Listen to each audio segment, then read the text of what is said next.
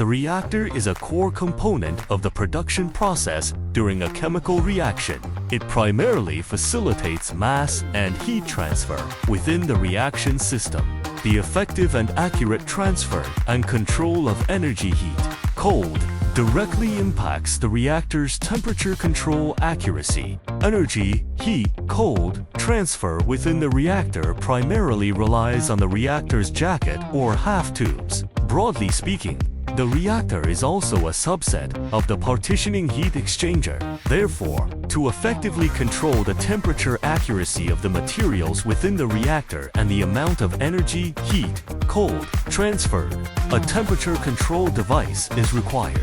The refrigerated heating circulator, based on real-time feedback from the reactor, accurately calculates energy requirements and optimizes the integrated control mode for the secondary medium flow and temperature.